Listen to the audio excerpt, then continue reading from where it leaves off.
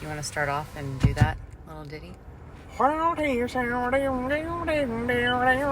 So, me and James just went to see the new blockbuster sequel, Twisters. Starring Paul Scheer from the How Did This Get Made podcast. Starring Glenn Powell and the chick who were... And Daisy something hyphen name, whose name I just forgot. I was mixing her up with another actress, so I don't remember her name. But we watched the original one a few days ago. I thought this one was much better, but I also think it's much better because it was updated for the time that we live in. I think I'm biased in that respect. It was pretty much the same movie, but updated, it felt like. Yeah, pretty much just constant harvesting of tornado data with the intention to save lives. They definitely leaned way into the must save lives aspect of it, which I guess was cool, but kind of felt awkward, as awful as that might sound. But well, because it felt inauthentic. They need to be moral. Yeah, they They can't just be chasing, But yeah, by nature, I want to see the tornado action. But there's plenty of that. And I think if they hadn't hit the nail on the head of we also have to save lives, and it just naturally kind of happened. But isn't that what you guys are doing in the long run? Is you're collecting data to inevitably save lives? Yeah, but the fact that they kept saying it was the thing that made it feel inauthentic. But I get it. I guess not all tornadoes are heading straight towards a town. So I think that was the point. It's a disaster movie, so they have to emphasize people working together and all that jazz. But the whole thing, the shot of them coming out of the corn all of a sudden and cutting people off. They did that 3 or 4 times, and they did that in the original movie. Yeah. It felt.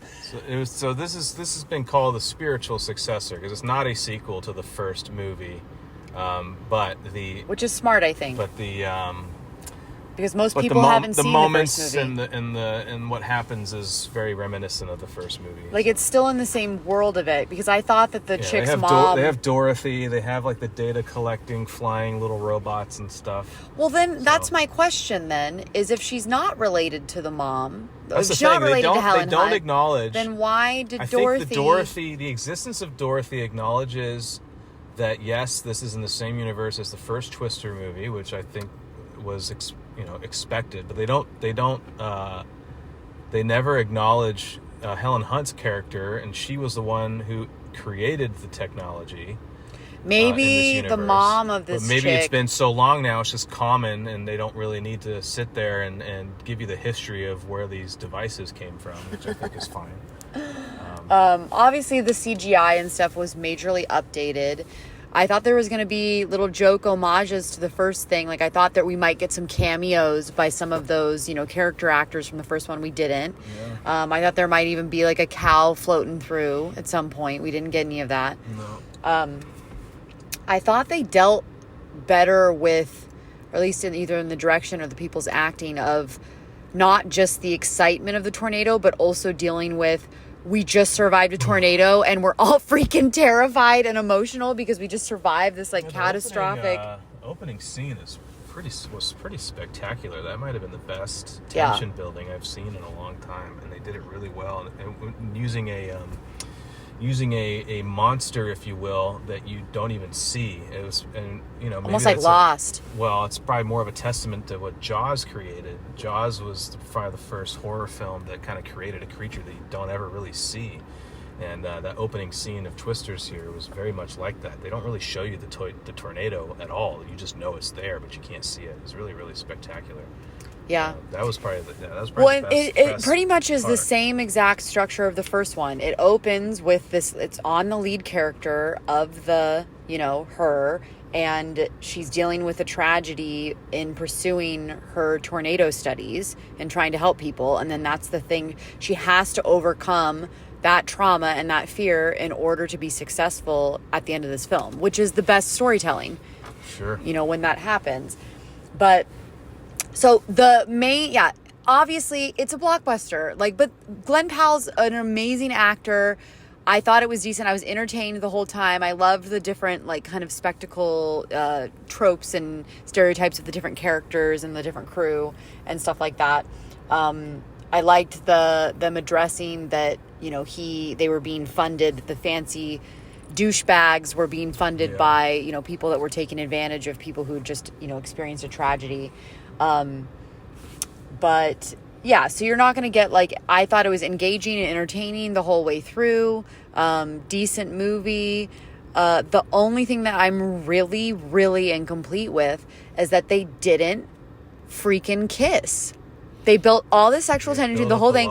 They didn't sexual tension, just like romantic, like they intimate. were falling in love and they were being intimate and stuff. Yeah, like sharing real vulnerability. Real connection, but then like they didn't pay it off with. And you know what I think? Why I don't think they did? This is my theory, which is like why I get so triggered by like inauthentic, like, you know how they do these like inauthentic things where they're like, let's have the lead character be a girl because we need to show girl power and we need. So I did like that they had it be about her dream and her dream getting fulfilled and her mission of like her life's purpose getting fulfilled by the end of this thing. So I think the reason why they didn't do it is they wanted to have it be about that and not about like, and now she gets the guy, because they do that in like every movie. There were other moments, I don't want to spoil it, where I thought a character was going to be the one who dies, turned out not to be the case. So they kind of they're flipping the script as much as they could on certain disaster movie tropes and stuff, which I guess can be refreshing. But, you know, having them not kiss, I don't think it would have been too much to ask.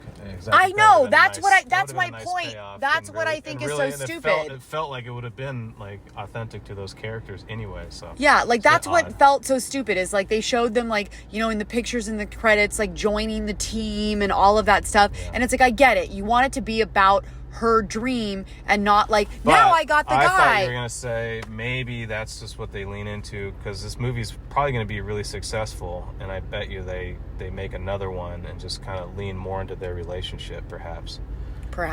But Glenn Powell might be way too popular then to do this movie. I don't think he will. I think he's humble enough to continue to do movies like this. This role was like made for him. Really great. It's perfect. And all the music we discovered is original music. First time a movie's done that in decades, apparently. I wonder what the last. It was real. So it's definitely going to get some nominations for best original song, I think, in the various award categories. One song that really stood out that really was really great. Something like you can take the home out of. It sounded like an Oscar-worthy but you can't take the home out of me. That's not. It was sung by a 90-year-old woman. That is not the way it sounds, but it was something like that. But it worked really well with when they showed it in the story, which is what makes the best original song. Yeah. Anyway, if you feel it, chase it and go see this movie. You don't face your fears, you ride them.